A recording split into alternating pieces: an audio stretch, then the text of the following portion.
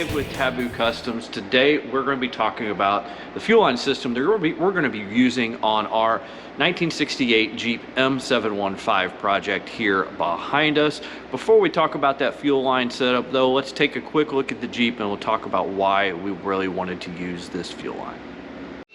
All right, as you can tell, highly customized M715, coilover front suspension, 3-link front, 4-link rear. But let's talk about the engine and fuel system here. Now we're running a Corvette 06 Corvette LS7, which takes 58 PSI, does not have a return. The return was handled by a filter, I believe, on the Corvette. So in our system, we're going to be running a TJ fuel tank in the rear. We're going to be running the Novak 58 PSI fuel regulator on that TJ system, so it'll be internally regulated in the tank. So we only need to run one line all the way up here to the engine. So several criteria is obviously for us. One, it needs to hold up and it also needs to look good. So that is really why we're excited to run this Evil Energy kit with a PTFE line, which we'll take a closer look at. The stainless steel braid, the nylon braid will not only hold up to the elements, but it will look great as it does it. So let's take a look at that kit.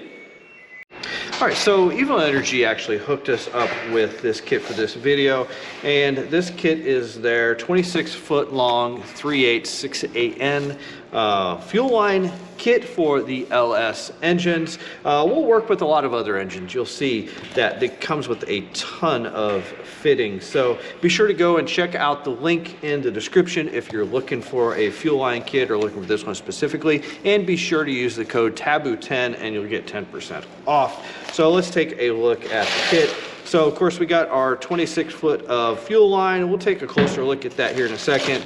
We've got like I said, a ton of fittings. I think there's 18, I'm not sure, we'll count here in a minute. Get you a sticker, some instructions, which here at the end of the video we'll go through. We'll actually install one of the fittings so you see how that goes. It's really not too difficult. You'll get some of these cool clamps. Now if we were running a return line, these would be great. You know, they really work great for cleaning up those hoses, you know, getting rid of zip ties and stuff like that. Even though we love our zip ties, these will look really good. And then you've got this, which is a little tool that depending on how you're cutting this hose, you may have to go back in, get it to where it is round again. But anyway, let us get this laid out, opened up, and we'll show you in more detail the fittings and the hose.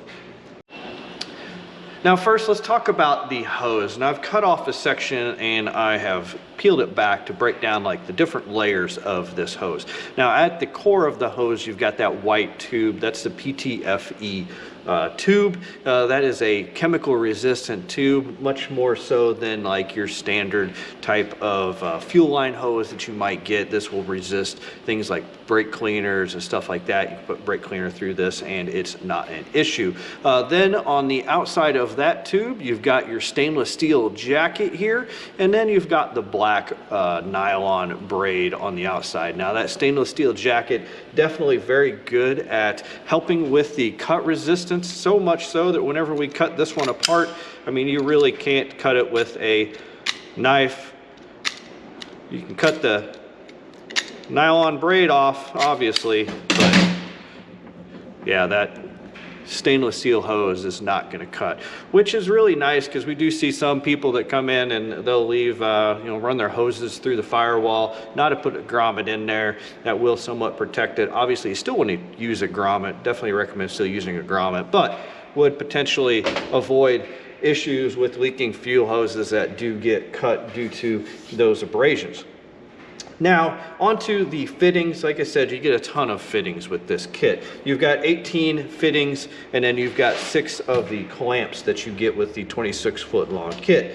Over here, we've basically got the fittings that will actually go on the hose. And you've got some angled fittings, some 90s, some 45s, 180s, which are really nice if you guys connect to like the front of a carburetor, some 90s if, you know, carburetor or maybe a fuel cell. We've used those in the past. And then you've got several straight fittings for doing various different things, and for our applications we'll probably end up actually just using these straight fittings, but having the angled ones is really nice. On top of that, this kit also includes several fittings for connecting to different items. So we've got this fitting here, which is of course our AN hose to a 3/8, I think it's a 3/8 NPT fitting. I'd have to go look that up, but I'm pretty sure that's what that is. And then you've got a couple of different sizes. I think you got 1 5/16, 2 3/8, and this is the type that, if you're familiar with the fairly standard OEM style, looks kind of like this, where the fuel line just kind of pushes on and clips in. Usually a little clip you got to push with 2 tabs or something of that nature. Works really well. So like for our LS7 that we've got over there, we'll be able to use this fitting right here, connect directly to that fuel rail to look really clean. And these are really nice in that they have this piece here, basically screws in. You don't have to worry about those tabs or those other pieces anymore. So now what we're gonna do is we're gonna go ahead, we'll take you over to the Vise, we'll cut a piece of this hose, and we'll install one of these fittings and show you how that works.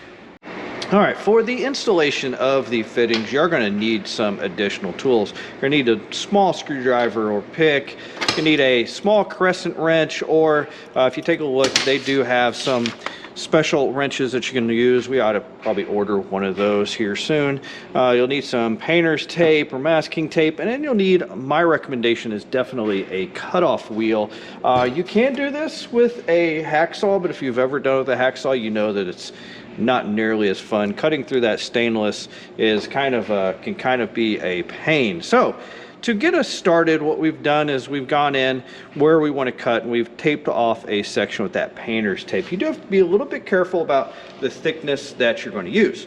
Oh, one thing we didn't mention is we also recommend some soft jaws for your vise. So we'll put a link in the description to some soft jaws. Fairly simple, fairly cheap for you to purchase. So first thing we'll need to do is we'll need to cut that end off square. Now the hose will come and it'll be, of course, coiled up, so you got to kind of straighten that out a little bit. Now you don't want to kink that hose. That's one of the things with this hose that can be a bit of a downside, is you cannot, you don't want to kink that hose because it's a little bit harder plastic, and you can see here you don't want to run 90s. You got to kind of round the corners a bit. So if you have to make a 90, you may need to actually cut the hose and use a fitting there. So first thing we're going to do, go cut this hose off. Now make sure you're wearing the correct PPE. Obviously I'm on the wrong side here with the camera, but let's cut it left-handed.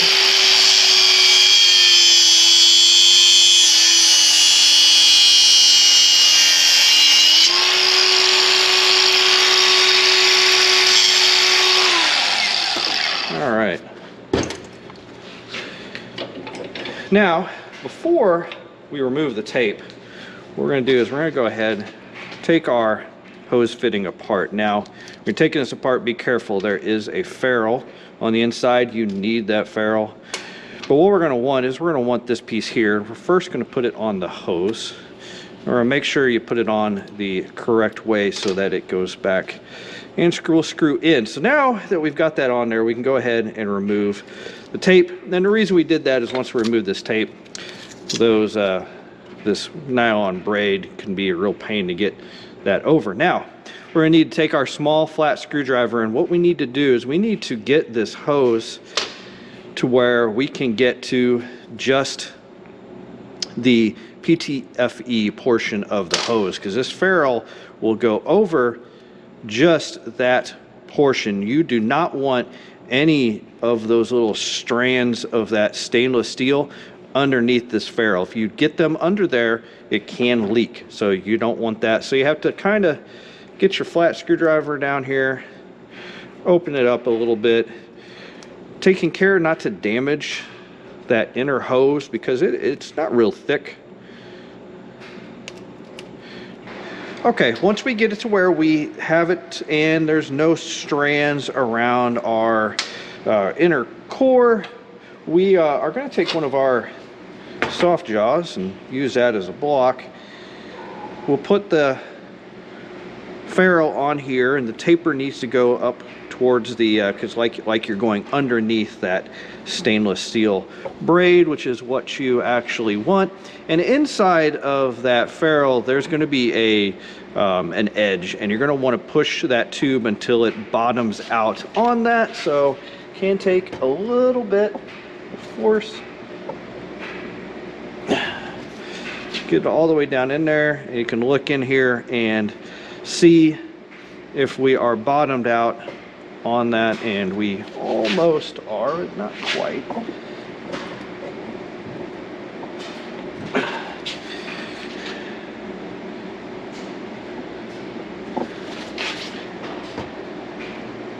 All right, definitely want to make sure it's bottomed out because it's very important. All right, now that we've got that bottomed out, put some lubrication on your fitting, and we'll basically just slide that fitting, and it may take a little bit of force too.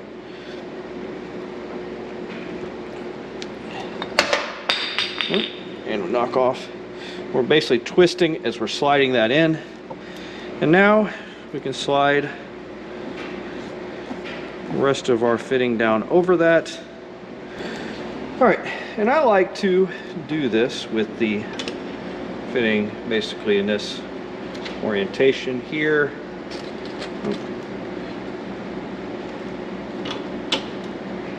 Clamp it down. We can tighten down our fitting.